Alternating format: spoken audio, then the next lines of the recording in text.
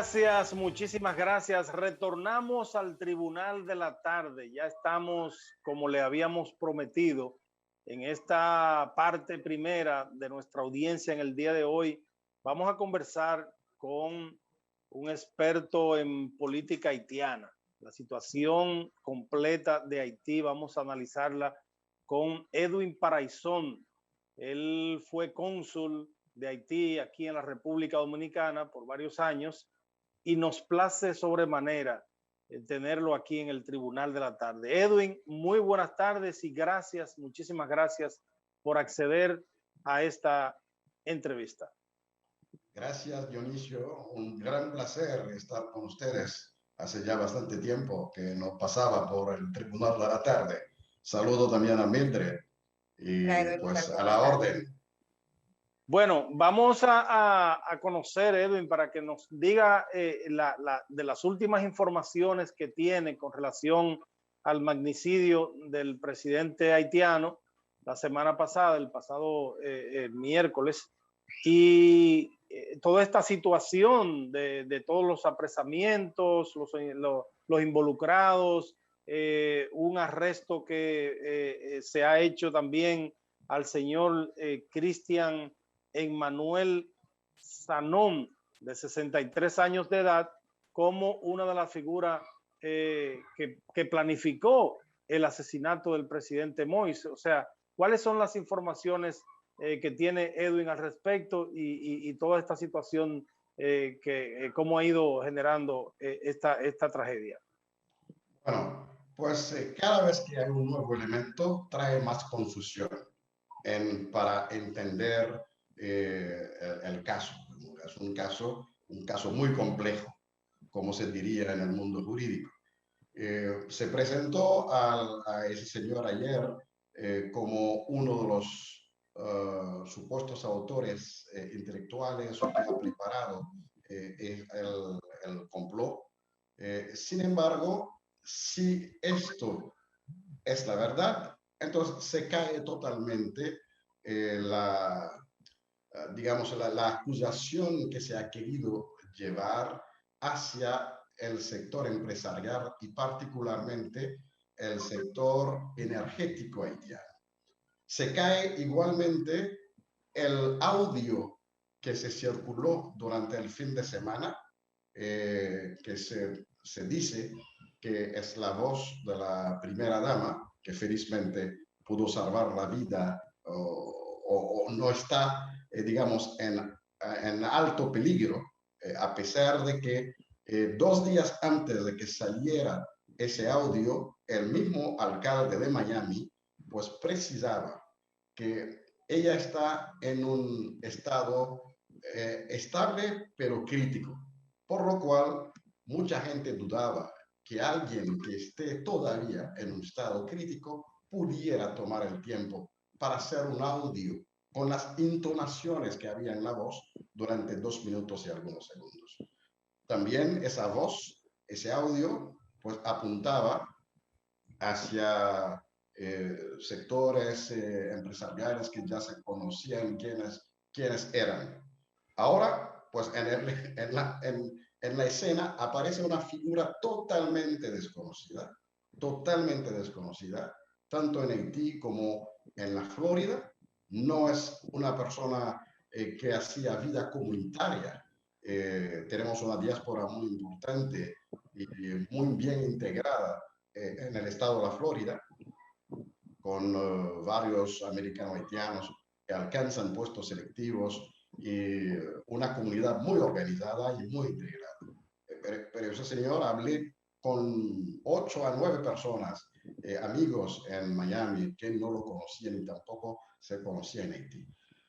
Pues la información que nos llega desde los canales oficiales, sea el jefe de la policía, o sea el primer ministro, que ya sabemos que hay una situación también no totalmente esclarecida, porque es un primer ministro renunciante o ya despedido que lleva el mando, mientras que otro primer ministro recién designado por el presidente, fallecido presidente Jovenel Moïse, antes pues de su muerte. Lo que se dice, por ejemplo, para que se entienda lo que estoy planteando, la poca transparencia en la información servida por el gobierno, lo que se dice, por ejemplo, de los colombianos, que arrestaron 18 colombianos sobre 26 que están buscando, pero el gobierno no ha dicho que había un número de colombianos, quizás deben de ser más de 15 colombianos, que están en Haití hace más de 2 meses y están para fortalecer las capacidades de la policía haitiana en sus intervenciones en las zonas dominadas por los grupos ilegalmente armados. No se ha dicho que en la seguridad cercana al primer ministro también hay colombianos. Y no podemos decir si los últimos colombianos que pasaron por la frontera... Perdone la interrupción, Edwin, para poner en contexto, no estoy muy seguro si escuché bien. O sea, actualmente en la seguridad del primer ministro que está fungiendo como tal en Haití, ¿hay seguridad colombiana? Hay agentes colombianos que lo han acompañado en varias oportunidades. Y los colombianos, al otro día de ese asesinato, estuvieron en la cercanía de la casa del presidente Jovenel Moïse sin ningún temor, porque por lo menos los que ya estaban en Haití quizás saben que no están implicados en nada particular. Felizmente, Dionisio, que la investigación que se está llevando a cabo, tal como lo habíamos sugerido, otros grupos de derechos humanos lo sugirieron también, que sea una investigación independiente internacional. En ese aspecto de la investigación, señor Paraisón, ¿cómo puede darse y cómo se está manejando el Estado en el sentido de que en estos momentos Haití tiene 2 primeros ministros y 2 presidentes, lo que son ya las labores propiamente de dirección del Estado? ¿En qué manera se están manejando, se están realizando? Bueno, hay que admitir que el primer ministro saliente, Claude Joseph, quizás ha tomado iniciativas que el primer ministro recién designado no tomó. Entonces, ha fallado, digamos, en dar muestra de mayor liderazgo y por eso el primer ministro saliente ya tiene el control del Estado, porque como presidente del Consejo Superior de la Policía, es quien da las órdenes al jefe de la policía. Las instrucciones vienen de él. Y efectivamente fue él quien al otro día del asesinato pues organizó un consejo de ministros, organizó también con la policía lo que podría ser considerado como el montaje de seguridad de la ciudad para que por lo menos no tuviéramos disturbios en la ciudad de Puerto Príncipe. Y él está ya acostumbrado a trabajar con sus ministros y con las entidades armadas, tanto la policía como también el embrión de ejército que tenemos. Entonces, es difícil que el primer ministro recién designado, Ariel Henry, pueda entrar en esa, digamos, en esa situación que pueda lograr, entre comillas, desalojar al primer ministro Claude Joseph. Algo que también lo es favorable es que no podemos negar la influencia que tienen los Estados Unidos en nuestra vida política.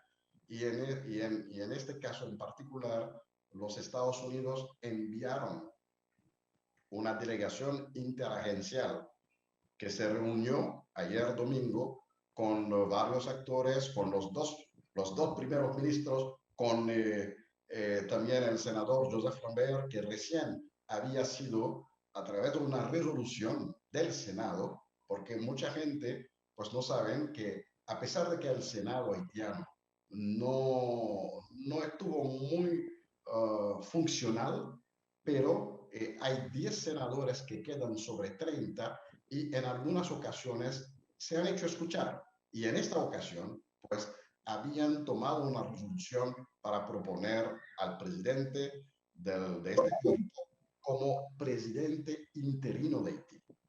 Al llegar a esa delegación de los Estados Unidos,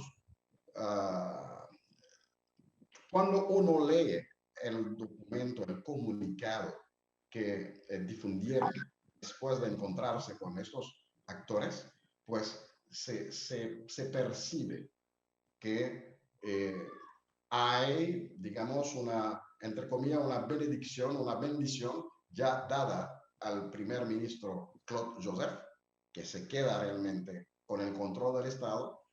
Y en cuanto al presidente interino escogido por el Senado, no hay nada que lo menciona en el comunicado del gobierno de los Estados Unidos.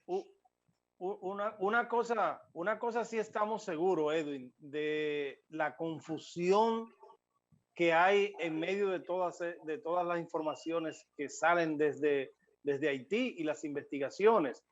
Por ejemplo, me llamaba poderosamente la atención de que se ha dicho, no sé si está confirmado, que el jefe de la seguridad del presidente Moïse antes del asesinato, o días antes o semanas antes, había viajado a Colombia.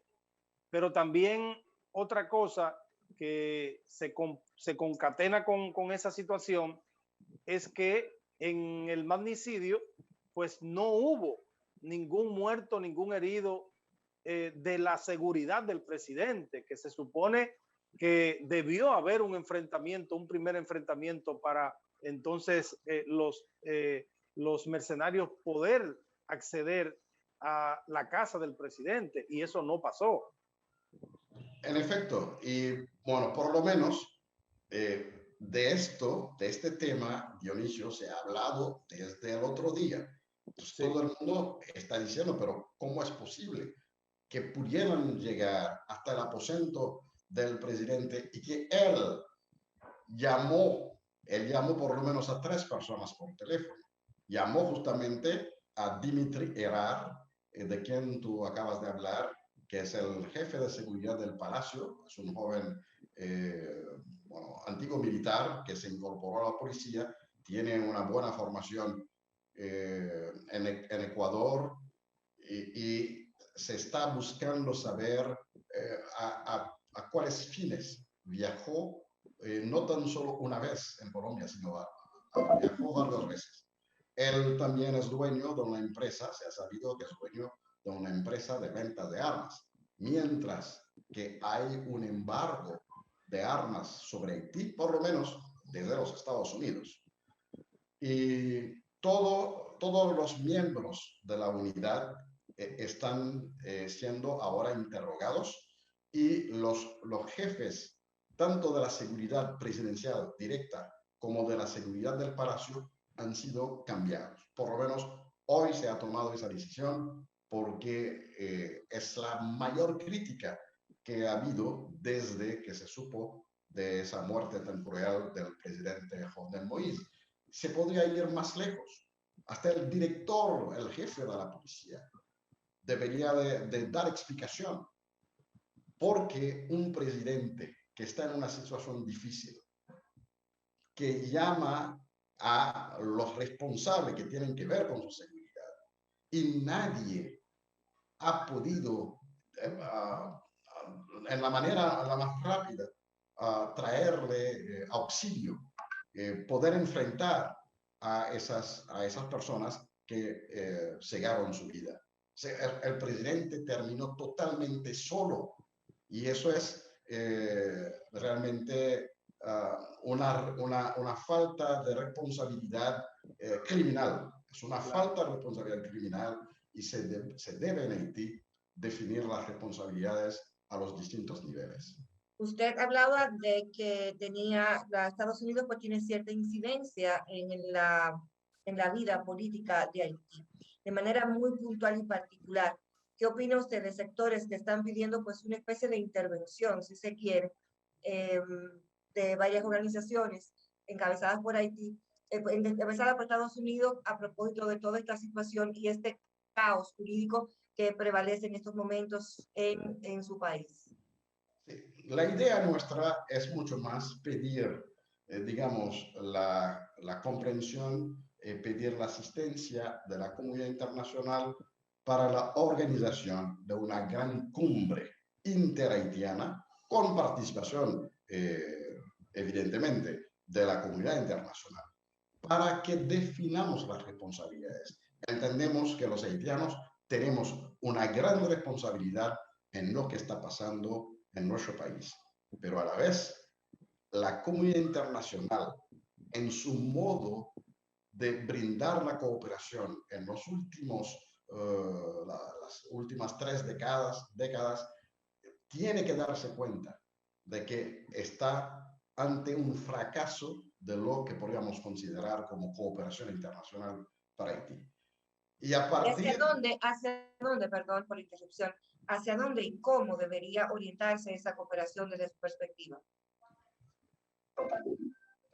La cooperación que ahora estamos llamando acompañamiento a Haití en una situación donde reconocemos que el Estado haitiano es un Estado débil, pero que debe de darse la oportunidad a los haitianos a autogestionar esa situación y al mismo tiempo, yo diría, respetar lo que es la autodeterminación del pueblo haitiano. Y he dado el ejemplo en otras oportunidades, vuelvo a darlo hoy. Las elecciones del 2011 que dieron la victoria a Martelly, los resultados de esas elecciones fueron cambiados por orden de un sector de la comunidad internacional.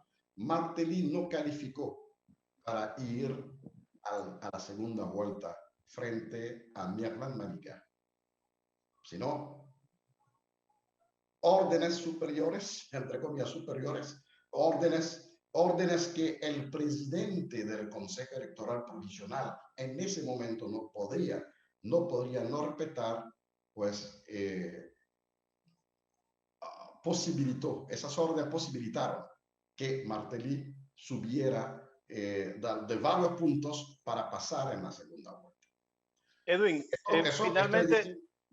Sí. Perdona, Dionisio, estoy diciendo, sí, adelante. Esto es un testimonio del mismo director, presidente del Consejo Electoral Provisional haitiano, unos años después. Él tuvo que admitir ante la nación que esos resultados fueron cambiados por la comunidad internacional.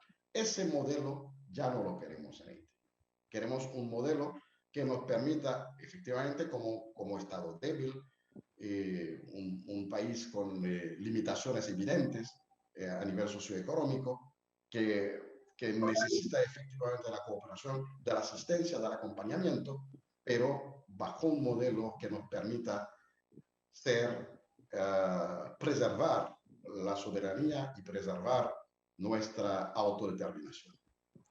Bueno, la verdad es que quisiéramos tener mucho más tiempo para seguir conversando con Edwin Paraizón, una persona que conoce al dedillo lo que es la diplomacia y las relaciones, tanto haitianas como dominicanas, o sea, de la relación de ambos pueblos. Agradecerle infinitamente su comparecencia aquí a este tribunal de la tarde. Gracias una vez más y nuestro abrazo a usted y las bendiciones. Igualmente, afectos y bendiciones. Amén, amén. Bueno, pues muchas gracias, Edwin. Vamos a la pausa, doctora Charlotte, porque al regreso tenemos entonces también otra comparecencia importante. Vamos a hablar de la situación de Cuba que está viviendo el pueblo cubano en este momento.